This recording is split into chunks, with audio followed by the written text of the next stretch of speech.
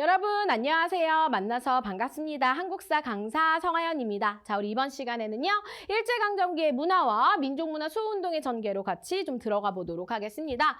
먼저 첫 번째, 우리말 살리기 운동이 되겠는데요. 자, 우리가 일제강점기가 되면서 국어가 일본어가 되었죠. 그래서 우리가 우리 조선어를 조금 더 살리기 위해서 여러 가지 단체들이 또 마련이 됩니다. 당연히 1910년대에는 활약하기 어렵죠. 무단 통치 기간이기 때문에 그렇고요. 20년대부터 그래서 단체가 등장하고 이 20년대 단체가 30년대 좀 더 발전해서 좀 더 많은 업적을 이루어내게 됩니다. 두 가지 구분 좀 잘해주실 필요가 있어요. 먼저 첫 번째로 자, 일제가 일본어를 국어, 한국어는 조선어로 명칭을 하게 되면서 모든 과목을 다 일본어로 편찬을 하겠죠. 그래서 우리가 한글을 보급해서 우리의 정신 살려야 된다가 됐던 것입니다. 그래서 조선어 연구회가 있고 학회가 있는데 우선은 연구회가 주로 했던 건 홍보 활동을 좀 더 많이 했더라라는 거 기억해 주시고요.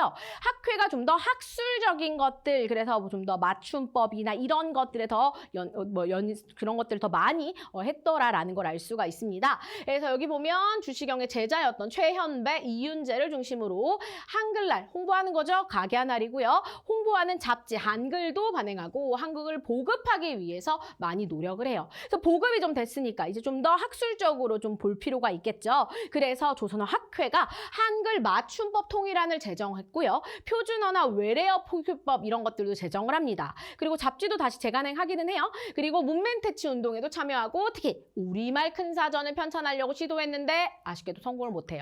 그래서 결국 나중에 광복 이후에 우리가 편찬을 하게 됩니다.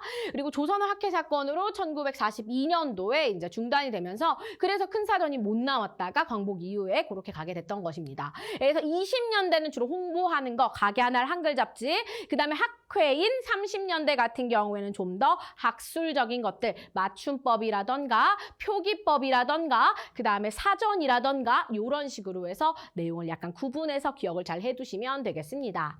자, 여기 보면 조선어학회 사건이라는 게 뭐냐면 조선어학회는 원래 그냥 우리의 글을 연구하는 단체잖아요. 근데 그거 독립운동단체다 이러면서 치안유지법을 적용해서 회원들을 다 검거를 했던 거죠. 그래서 결국 아쉽게도 강제해산 당했더라. 42년도, 40년대의 활동이다라는 거 기억해 주시면 되겠고요. 자, 난 필수 개념 두 번째, 한국사의 연구 나옵니다. 한국사 같은 경우에는 일제의 식민사관을 비판하면서 발전을 하게 되는데요. 식민사관은 세 가지 크게 보자면 타율성론, 정체성론, 당파성론이 있습니다. 타율성, 그래가지고 우리는 이제 누가 시켜야만 하는 것이다. 정체성론, 우리는 발전하지 못했다. 그다음 당파성론, 우리는 자꾸 팔을 갈라서 붕당 정치 싸운다라는 거죠. 이런 걸 편찬하기 위해서 조선사 편수회라는 걸 만들고 한국사를 왜곡하고 자신들이 지배하는 걸 정당화한 거죠. 그렇게 볼 수 없잖아요. 그래서 우리 민족주의 사학이라던가 조선학 운동이라던가 사회경제 사학, 실증주의 사학 등등이 등장을 하게 돼요. 자, 민족주의 사학 같은 경우에는 대표적으로 박은식과 신채호를 볼 수가 있는데요. 박은식, 우리에게는 혼이 있다. 국혼, 그러면서 한국통사, 한국독립지열사를 저술했고요. 신채호는 조선상고사, 조선사 연구 그리고 신채호 하면 독사신론, 그 다음에 이제 조선혁명선언까지 연결 잘 해주셔야 됩니다. 이전에도 한번 말씀드린 적 있었는데요. 정말 중요하다라는 거 기억해 두실 필요가 있겠고요. 그 다음에 이제 조선학 운동이라는 건 뭐냐면 조선 자체를 좀 연구하는 건데 누구를 그래서 연구했냐면 바로 정약용을 연구를 합니다. 그래서 정약용의 저서들을 다 모아서 여유당 전서 전체를 다 쓴 거예요. 이걸 하신 분이 바로 누구냐면 정인보 선생님입니다. 정씨, 예, 같은 정씨죠, 그죠? 그래서 조선의 어를 강조하는 이런 것들 볼 수 있고요. 안재홍이나 문일평 이런 인물도 있는데요. 안재홍은 이제 나중에 우리 조선건국준비위원회 여운형과 같이 또 활동을 하셨던 분이기도 하고요. 그래서 민족주의 사학을 계승하면서 일제 타율성론을 비판하는 거예요. 우리는 이렇게 시켜상에 이렇게 자발적으로 이런 많은 발전들이 있었다 보여주는 것입니다. 자, 그 다음에 사회경제사학 정말 중요한데요. 백남훈의 유물사관 나와져 있습니다. 사회주의에서 이렇게 우리가 경제적이 이렇게 발전하니까 자본주의 다음은 사회주의다. 약간 이렇게 경제학의 발전론에 대해서 얘기를 해요. 마르크스가. 그래서 이렇게 이제 우리가 앞으로는 우리도 이렇게 갈 것이다. 우리도 이렇게 발전해 왔다.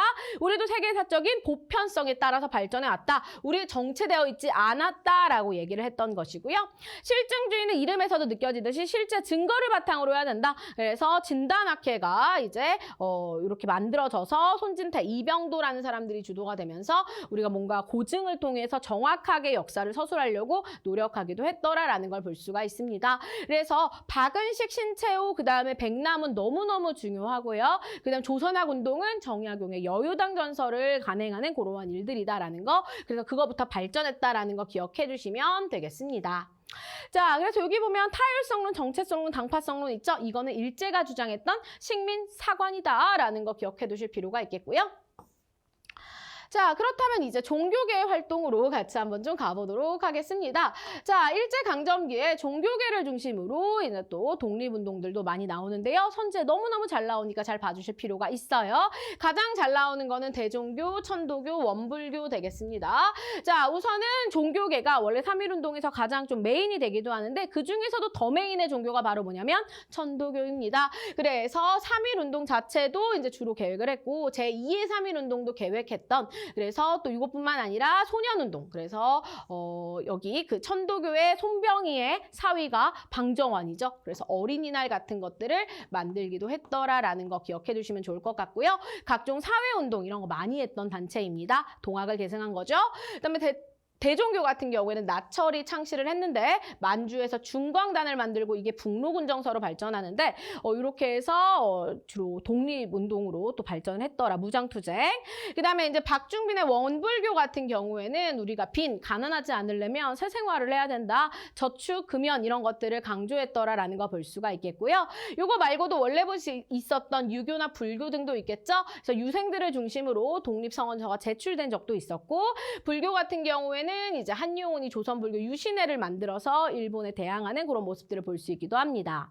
그다음에 개신교와 천주교는 다 서양에서 온 거죠. 개신교 하면 연세대 기억하시면 돼요. 교육과 의료를 함께 했다라는 거 기억해 주시고요. 플러스로 신사참배 거부운동. 왜? 얘네들은 신이 하나이기 때문에 조상한테도 제사를 안 지내는데 어찌 신사에다 참배를 하겠어요? 신사참배를 거부합니다. 그다음에 천주교 같은 경우에는 주로 사회사업을 많이 전개했는데 거기에 플러스로 의민단이라고 해서 무장 항일투쟁 단체도 있어요. 그래서 대종교랑 똑같죠? 대종교는 중광단 만들었고 얘네들은 의민단을 만들어서 무장투쟁까지 했던 단체입니다. 그래서 종교단체가 이제 이렇게 독립운동에 앞장서기도 했다라는 거 각각의 종교 좀 구분할 수 있도록 봐주셔야 되고 보기에 너무너무 잘 나온다라는 거 기억해 두시길 바라겠습니다. 자, 그렇다면 교육과 언론, 그다음 문화활동으로 좀 가보도록 할게요. 자, 일제 같은 경우는 당연히 일본어, 일본 역사 이런 거 당연히 우리한테 더 강조시켰고 주로 실업교육만 했습니다. 즉 너무 초보적인 거나 아주 정말 실용적인 것만 가르치고 좀 더 고차원적인 것들은 가르치지 않았더라라는 거죠. 그러다 보니까 우리가 또 이제 우리를 보급하기 위해 이런 것들을 만들기도 해요. 야학이나 계량서당. 그런데 역시나 뭐 탄압받는 적도 있었고 그리고 이게 또 고등으로는 연결되기 쉽지가 않았기 때문에 또 힘든 부분들도 있었고요. 그다음에 언론 활동, 일제가 신문이나 잡지를 이제 허가제를 통해서 1920년대 그나마 발행할 수 있도록 하죠. 그 중에 하나 뭐 기억해 주시면 좋냐면 일장기 말소 사건이 있습니다. 1936년도에 이제 마라톤에서 송기정 선수가 이제 우승을 하게 되는데 여기에 사실 일장기가 있었는데 그게 너무 속상했던 거죠. 그래서 여기를 이제 지운 겁니다. 일장기를. 그래서 이것 때문에 이제 또 이렇게 정관이 됐던 그런 모습을 볼 수가 있겠습니다. 자, 그다음에 이제 나중에 결국에는 40년대 다시 또 폐간이 되는 그래서 아예 10년대는 없죠. 그러다 20년대부터 발행되다가 이제 40년대 폐간이 되는 모습 볼 수 있겠고요.